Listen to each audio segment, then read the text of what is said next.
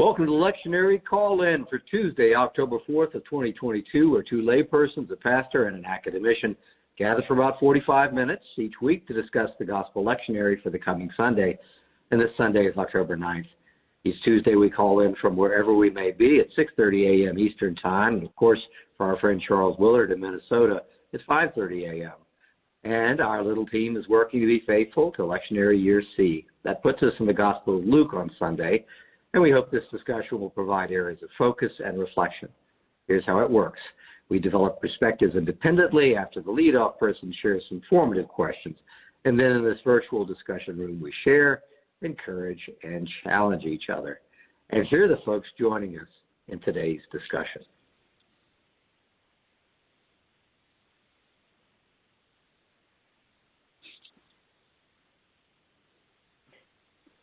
Charles Willard. Bill Hall in St. Petersburg, Florida. Sarah Mickelson in Tampa.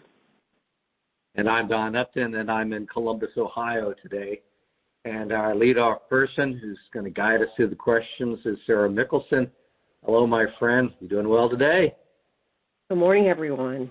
What a difference a week makes. Our hearts just go out to the families and those that were impacted by Hurricane Ian, and are grateful this morning for the opportunity to come together again. We're in the book of Luke. We're in chapter 17. Last week we started that chapter, and we're going to continue it. We're looking at verses 11 through 19 this morning. Starting with verse 11. On the way to Jerusalem, Jesus was going through the region between Samaria and Galilee. As he entered a village, 10 lepers approached him. Keeping their distance, they called out, saying, "Jesus, Master, have mercy on us." And when he saw them, he said to them, "Go and show yourselves to the priests." And as they went, they were made clean. One of them, when he saw that he was healed, turned back, praising God with a loud voice. He prostrated himself at Jesus' feet and thanked him. And he was a Samaritan. Then Jesus asked, "Were not 10 made clean? But the other 9, where are they? Was none of them found to return and give praise to God except this foreigner?" And then he said to him, "Get up and go on your way. Your faith has made you well." And that ends our reading. Interesting. So my questions are three that have something to do with a couple of different elements that are in this particular passage. Jesus is traveling the border between Samaria and Galilee. While not the most expedient way to Jerusalem, Luke offers it to us as valuable. What borders does Jesus and might we encounter in this story that have relevance today? That's question 1. Question 2, in verses 14 and 15, Luke mentions Jesus saw, and the one who returned in gratitude saw. What do you make of this? And question 3, 10 went to show the priest, and when he saw he was healed, one turned back in gratitude, a Samaritan. Why do you think this one turned back to thank Jesus? Those are my 3 questions. So I'm going to go back to question number 1, which is Jesus is traveling the border between Samaria and Galilee. While not the most expedient way to Jerusalem, Luke offers it up as valuable.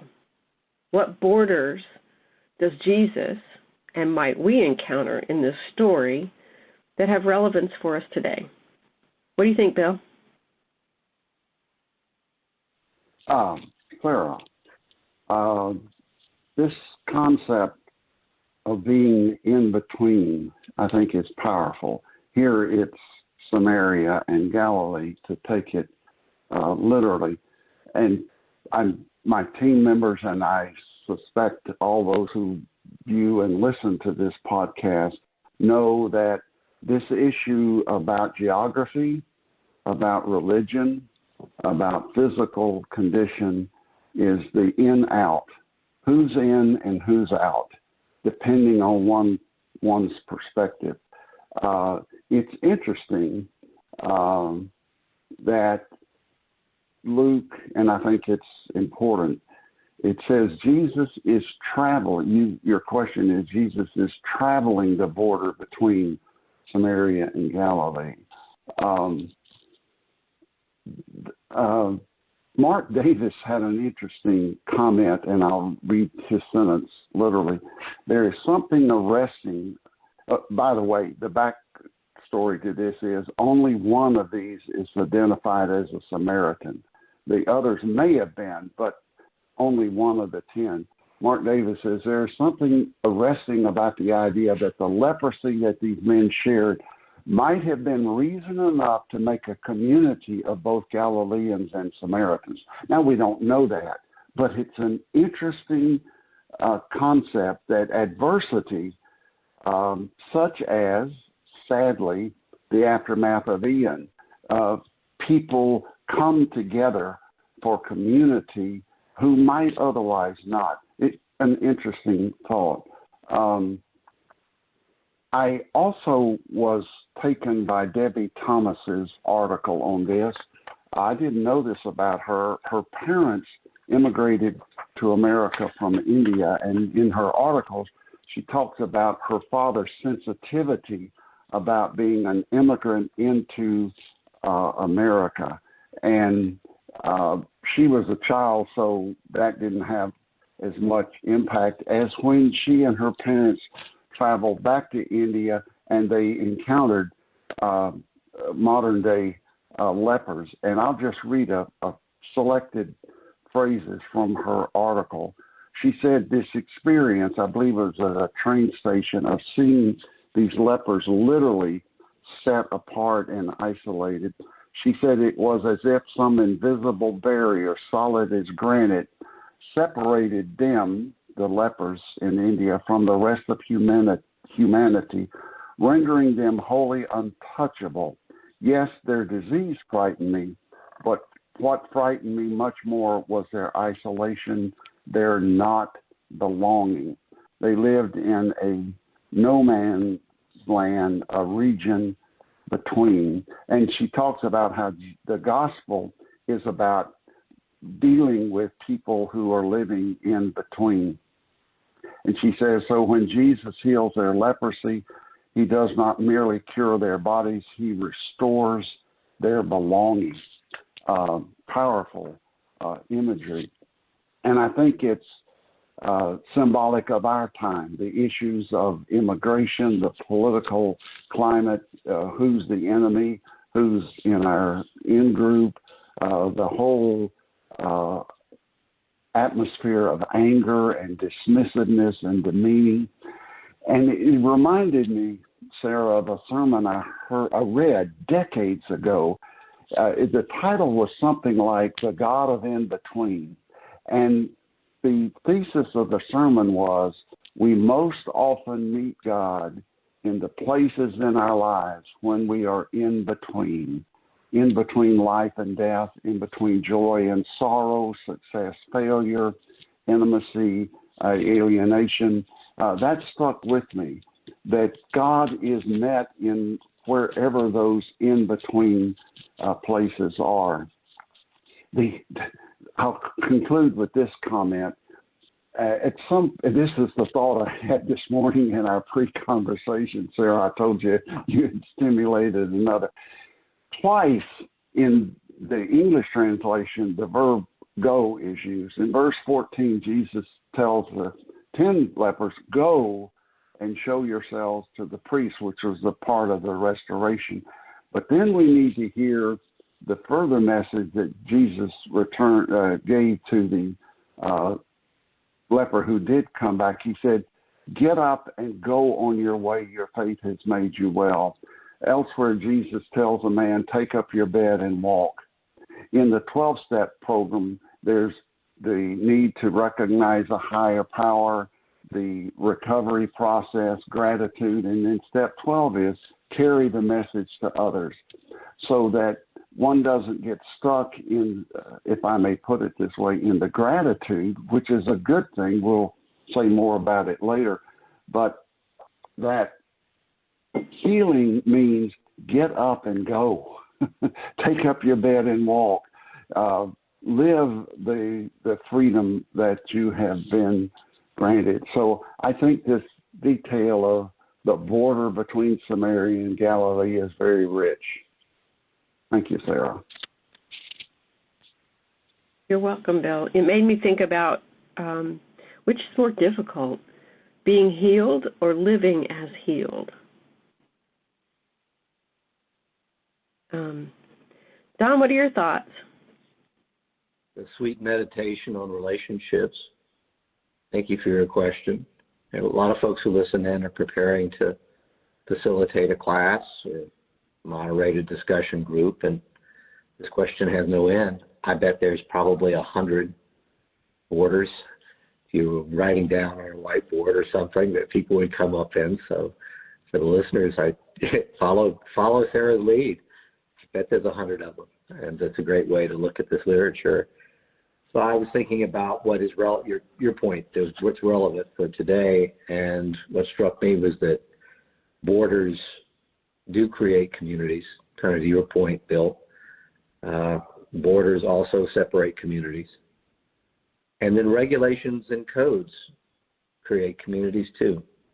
And that's behind the scenes here.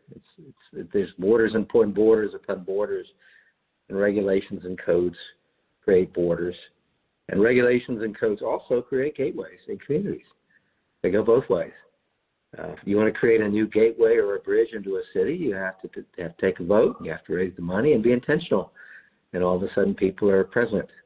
A gateway requires a code and a rule and money. And so I think there's something here for us in every possible way in this meditation.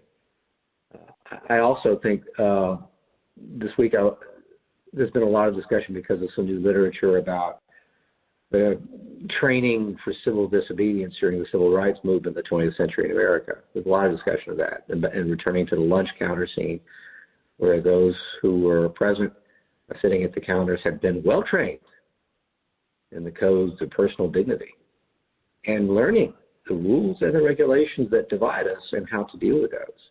They have their own rules and codes in order to be in intentional conflict with the regulations, but they're human beings, right? But you cannot look at a lunch counter with civil disobedience taking place without looking at the photographs or being present and seeing a human being sitting there and knowing that they're code upon code, border upon border that creates that setting. And I think this image it really connects to this piece of gospel, where these 10 people, this is 2 people there, but boy, eyeball to eyeball, we see, we don't see, do you really see me? Takes me back to some of the beautiful pictures of, and I mean beautiful and the painful beauty of the lunch counter pictures. The border that I wanted to raise today was one related to time and reflection, because we've been through this year after year after year on the 3-year cycle, and I think there is a border that's right behind the scenes on actually knowing what the dependencies and the catalysts are for our lives. One returns, and the suggestion is that something happened that allowed him, or circumstances allowed him, to pause and to go back in time. Didn't have to go far back in time, maybe a few minutes, maybe an hour, but when he comes back and he sees, and Jesus sees, which is another one of your questions, I think there's an understanding of the dependency there. That life will go on, but he pauses and he goes back. And there's the gospel. He remembers. Even, I'd like to say, 5 minutes later, he remembers. And that has to be singled out. I remember, there he is. Everything depends on whatever this catalyst was that took place in me. Everything depends on my dependency on this man. And so I remember. I was restored. I am thankful. I go see him. And then that journey there is a renewal. So there's the table of Christ. There's the memory of Christ. There's the memory of Christ on earth. And I'll highlight, this man is in history. I see him 2,000 years. I see him 2,000 years in time. Where are the other ones? I don't see them. They're gone. But I see him because he went back in time and he remembered. So I see the table and I see the grace of Christ there as well. Those are my thoughts. Wow. Great stuff. Charles, what are your thoughts?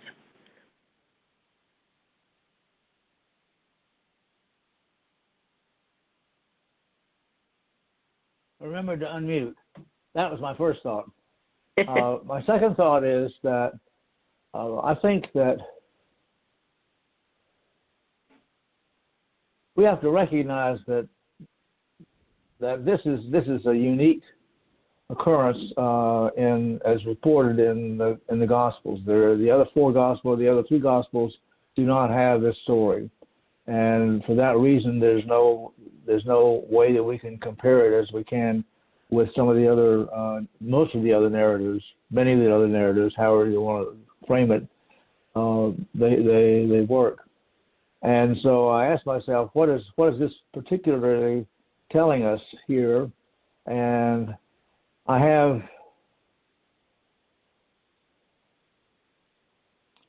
some odd answers. I'm not sure why the focus is on this Samaritan. Well, I mean, I can understand why, because he's the odd man out.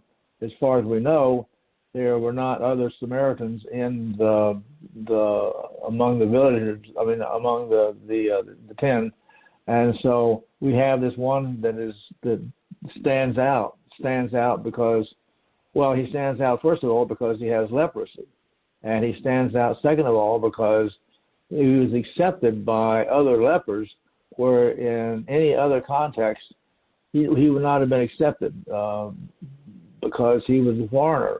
We've experienced other examples of what happens when a Samaritan shows up. You know, that person is disdained. The Samaritan is not disdained in this one because he shares with them a like difficulty, a like disability, namely they have leprosy. I find it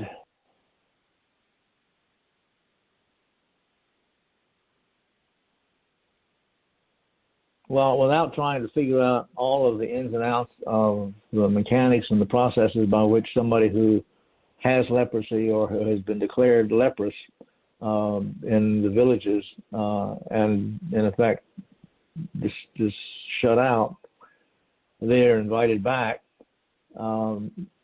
It's Luke doesn't then go up and make more about the fact that it was only this leper, that was this Samaritan that came back. Although he makes a great point of it.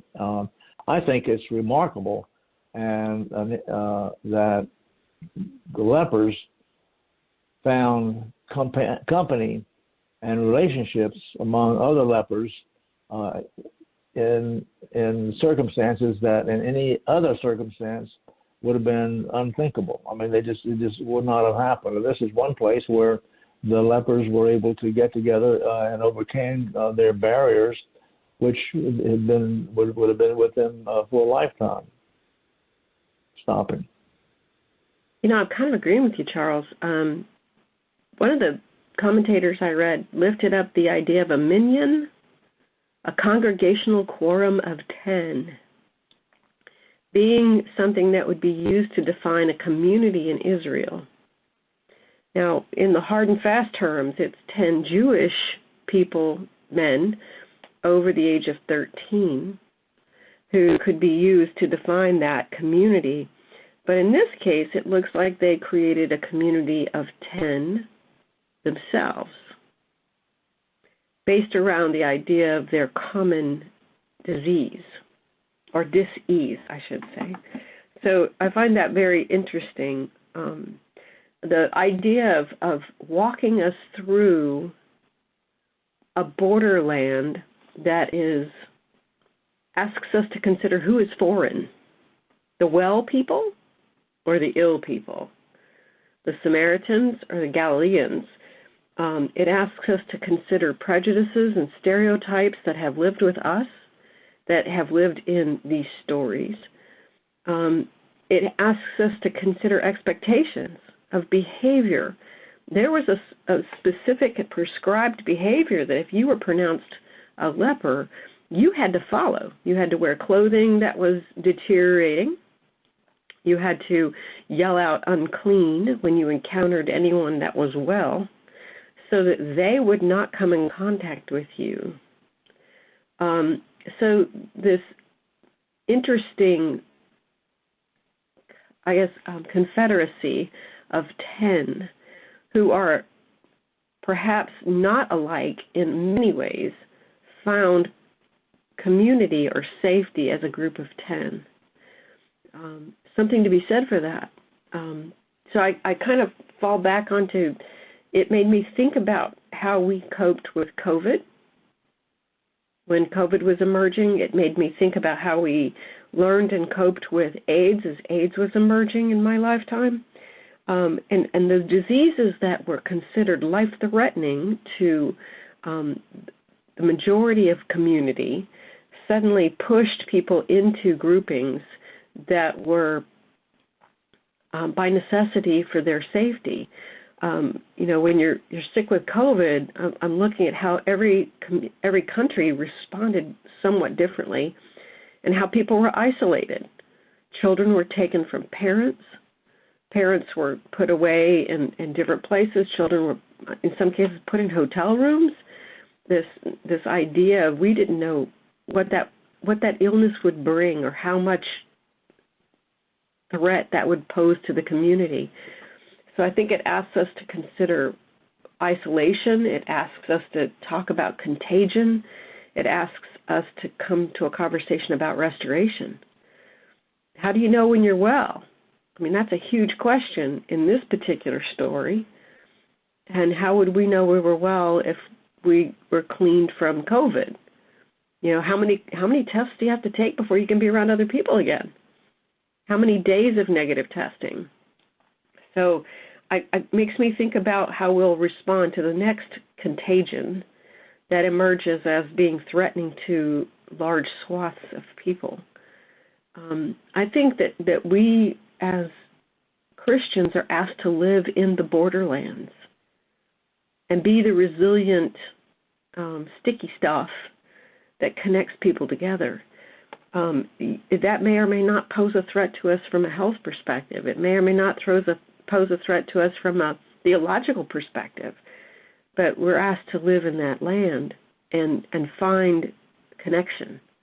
So I think that borders and borderlands are really interesting in this. It would be a great study to talk about when does Jesus go into borderlands and what do they look like? What stories come from the borderlands? So maybe that's a theological master's thesis waiting to be written, but something interesting about that for me. Question number 2. In verses 14 and 15, Luke mentions that Jesus saw. And then the one who returned in gratitude saw. What do you make of this? And it led me down a path of the difference between seeing and understanding, recognition and identification. So, what do you make of this, Don? I don't know if I'm trained as an attorney. I don't know if they saw the same fact pattern at all, but there's an overlap here, which is the work of the Christ.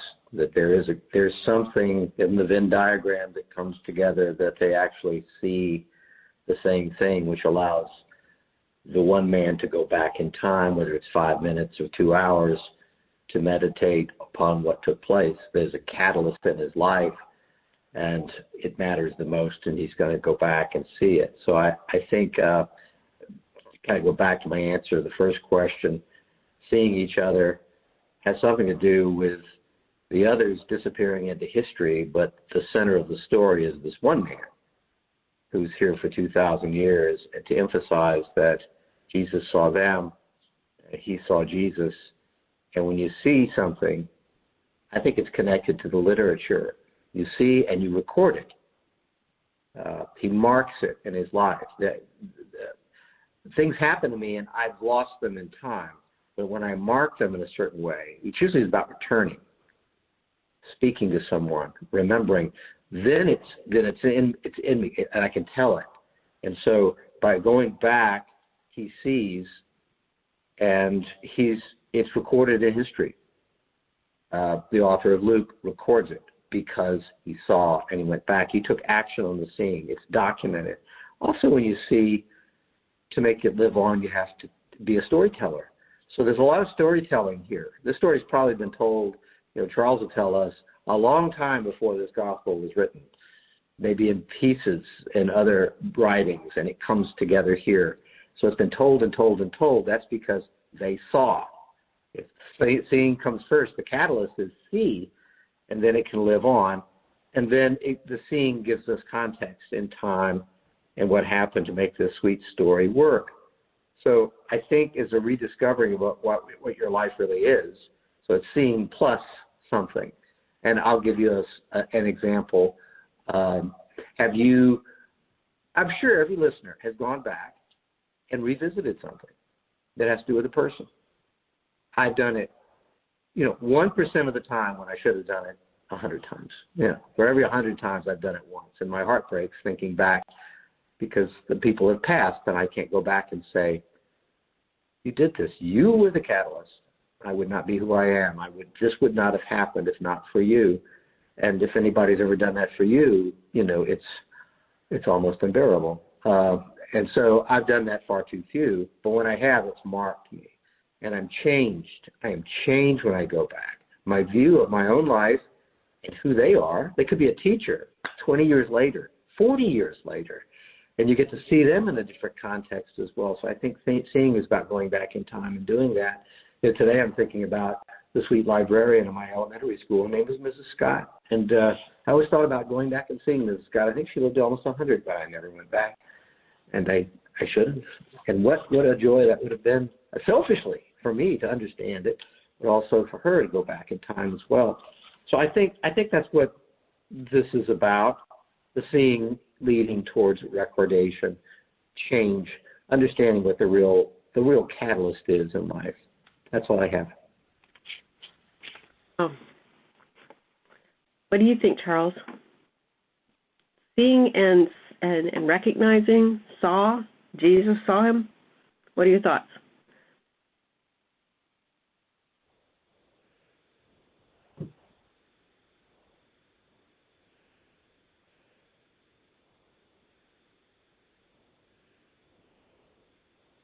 I'm trying to think of how to articulate where I found myself.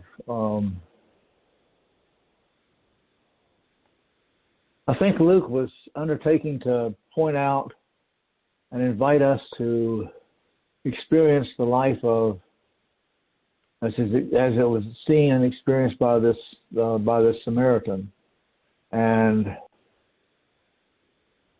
basically he was the one who was allowed to return to Jesus. The others, as far as we know, it was not a 10-minute do-over that somebody who was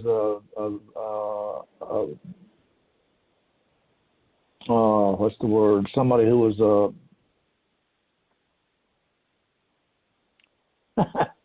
come on, find the word, Charles.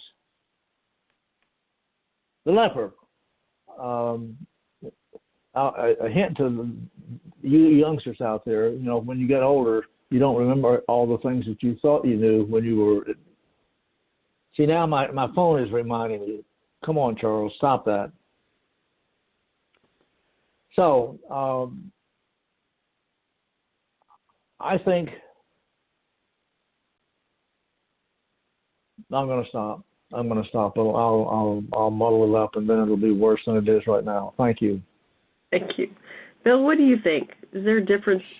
Why is the word saw given to us in this particular combination of verses? I think it is significant. It reminded me, Sarah, that Jesus' ministry and style of living invited all the human senses to be in play: seeing, hearing, touching, tasting. Let them see who have eyes to see. And it drew me to several passages that, and I will quote them briefly, that illustrate how, in the words of Jesus, seeing and healing are so interconnected. Matthew 6:22, the eye is the lamp of the body. So if your eye is healthy, your whole body will be full of light.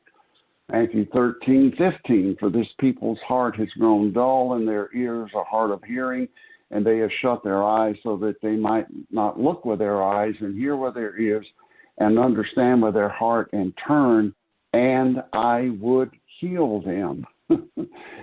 Seeing, hearing, linked to healing. And then Acts 28:27, quoting Isaiah 6:10, for this people's heart has grown dull and their ears are hard of hearing. They have shut their eyes. Otherwise, they might look with their eyes and listen with their ears and understand with their heart and turn, and I would heal them. Linking Old Testament, New Testament, the past and the present. I don't have much more to say other than I think it's profound that seeing, understanding, and healing, I think, in all the dimensions of healing, not just the physical healing from leprosy, but healing of relationships, self-awareness, awareness of the larger world, and then we'll get in your next question to gratitude. All are interconnected. Thank you, Sarah. Yeah, I'm reminded of what it feels like when you're the mom picking up a person at preschool. And the preschooler scans the faces, and then when they see you, their face changes. It lights up because they recognize you. So this sense of I see a human, I see a face, I see a mom. And suddenly there's an identity that goes with what I'm seeing visually. And it's because that person recognized me in the fullness of that. So it's not I'm just a human and I can see you. There's an identity and an understanding that goes with the visual representation that I'm encountering, that recognition. So it gave me pause to move between what's it like to see something and what it's like to recognize something. Very different feeling. And the depth of understanding is like when we see other people, they don't have identity. They don't have a life. They don't have a backstory. We don't understand the relationships they're working through. We don't see their physical problems or physiological challenges. We see people. And then, as we get to know someone, they move or transition to something beyond a single physical understanding of who they are. So I now then see Bill and your understanding of living the life that you're living with Sybil and how much I love you both. And Charles, I understand your affection for ice cream, and I that resonated with me. And Don, this we have these so many common strands of age, theater, family, and those things all give me a better understanding or a deeper understanding of who you are. And that's what's interesting to me is there's one thing about seeing, and there's something altogether different about understanding the fullness of who you are. And I think we're given that gift in this particular passage because Jesus sees the 10 as the full range of humanity they are, and not just 10 people who are sick, not just a cluster of people who are unclean. He sees their family and their connection and the need for restoration.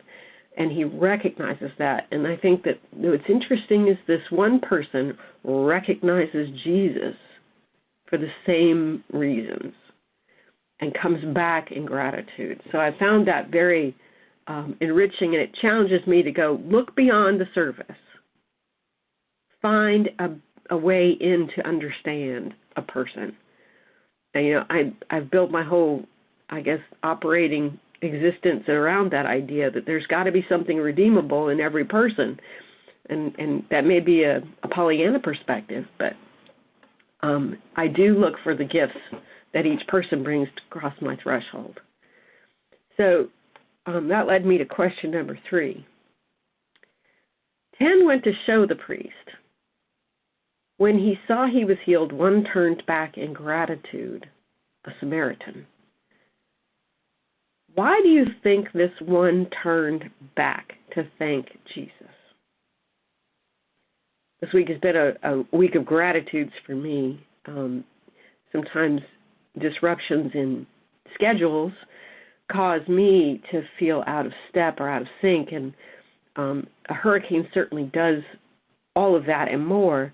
And I found myself kind of relaxing into the idea of going back to work and looking forward to going back to work, which is kind of an interesting idea. But when I go back to work, I have an identity. When I go back to work, I have a ritual. I have a schedule or a process of things I do. And those all give me comfort and anchoring when the world has seemed chaotic. So I'm thinking about gratitude. I'm thinking about why did this one turn back? Why only one? Why did only one recognize the gift that Jesus had given them in such a way that they came back to thank Jesus? And I this isn't for me a never-ending exploration in gratitude. What do you think, Bill?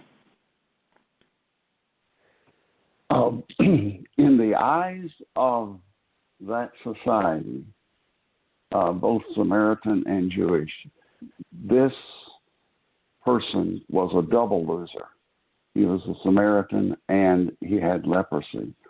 And to me, gratitude is the capacity, on the one hand, to celebrate one's changed circumstances for this man. It's also the capacity to recognize that something or someone beyond one's own self enabled the changed circumstances. I think both of those are at play here. He recognized that the Samaritan leper, that his healing was grace, as we would put it. And to me, this challenges our American bootstrap philosophy. I will pull myself up by my own bootstraps. Nobody pulls themselves up alone by their own bootstraps. And again, it reminds me, and we've been powerfully reminded with this storm Ian, that we need each other.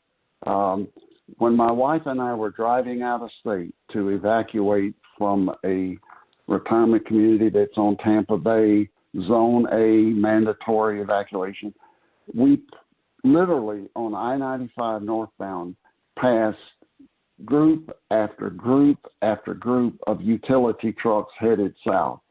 And when we spent the night, a number of them were parked at our motel, and I talked to several of them, and they were talking about where they were going to be staged in Florida in advance to be ready to go and help. So gratitude is the capacity to celebrate and to acknowledge that one doesn't do it by oneself. Thank you. Charles, what do you think? No? Don, I come to you. I think the ratio is about right for me, painful as it is to say. 1 out of 10. 1 out of 10 times when I should be grateful. 1 out of 10 times when I should thank people. 1 out of 10 times where I should go back in time and meditate before I go forward about how I got here and what my life was built upon. I think I do it about 1 out of 10 times. So just the math of the gospel here makes sense to me. For the Samaritan, I don't know, let's go ahead and assume he has a different path towards being reintroduced. I think he does. That's clear. I think it's also just practical. It's like, where else am I going to go?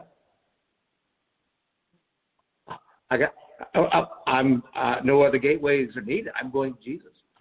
So there could be a meditation here on regulation, which is, there's a two-stepper here for the rest of them. And for him, for good or bad, what are you doing back here? What's going on? Why are you doing this now? It's like, where else am I going to go? You're it. So just as I am and just as you are, here we are. So there's that common thing. And then I think it's also a meditation on wellness and the weight of the future. I think, Sarah, you're talking about what it is to be healthy and want to go back, or the disaster is over and you want to get back to normalcy. And I think the weight of the future, the gravity of our sense of health, and the power of the relationships of the future are overwhelming. That's why I'm 1 out of 10. We're all different in what draws us into the future. If there's a crowded room with people I know and lots of unknown and people that I get to meet, I'm going in. Even if somebody said, Don, your mentor from 20 years ago is in a small private room in the back and he wants to see you. And I'd be going, yeah, but come on, the future, all these people. It's like getting ready to get in the car to go on a long trip. The train is ready. The plane is ready. It's all happy. I'm healthy. Let's go. The boat's ready to sail. The gangplank's ready. So 1 out of 10. And I think the power, the weight of the future sometimes strands the gospel. And health is connected to that, which has got him moving on and on and on and on. And Christ is, the God of moving forward, but he's also the God of coming and going. I come to you, I leave you, I come. So I think you've got to go back, you've got to collect yourself, you've got to meditate. So do this in remembrance of me, I think is a big part of this. And then my final note, Sarah, is if I were making a movie or writing a screenplay about this, boy, I'd be challenged about, to your point, Bill, what does this Samaritan look like? I think I'd go out of my way for the 21st century viewer just to have kind of a general sameness and his otherness hovers, and I would do it in a really shallow way, right? So that just hovers there. And it allows the viewer to cock their heads and say, all right, they're all lepers together and they're all healed together. But, there's an other here. And that he doesn't go and get certified. I'm just using regulation here. Doesn't go out and get certified means he doesn't have his papers. He's not authorized. Mm-hmm. He's here, and here comes the power of regulation. Our role in democracy. Are we intentional about the rules and the laws that we make? Because they're gateways and they're guardrails and they're boundaries. And there's another boundary. It's like, all right, let's use it, unauthorized. He's healed, but he's illegal. He's healed, he's still not welcome. I would play around with that so that at least, the viewer would kind of cock their heads going, wait a minute, there's still something wrong here. That's what I got, Sarah. Oh, it's a beautiful thought, Don. I picked up on two things I really appreciated, the gateway and the bridge. For the 9 that go to the priests, maybe that's their gateway and their bridge, but for this one, Jesus is their gateway and their bridge. And to his future, he needs Jesus. And that's an interesting juxtaposition when we think about 1 out of 10 being grateful, 1 out of 10 coming back, and 1 out of 10 seeking to go to church on Sunday, 1 out of 10 seeking to be engaged in a dialogue with the enemy, whoever they are. And the word enemy and the word politics might come to my mind about that. The conversations are the bridge to change. And in this case, Jesus is the bridge to change. What a great thought. What a great thought. Thank you. And that's all I got today. I hope that your day is beautiful and well, and it's 63 degrees in Tampa, which is amazing. We're so excited to have a glimpse of fall. Even if it's faux fall, we're happy to have it. Well, for those listening in, a call for reflection and thanksgiving. Remember those who've helped us. And remember Jesus. Remember Jesus today. Palmacia Presbyterian Church, which makes this discussion possible, is at 3501 West San Jose Street. That's in Tampa, Florida. And for more information, you can go to palmacia.org. That's PALMACEIA.org.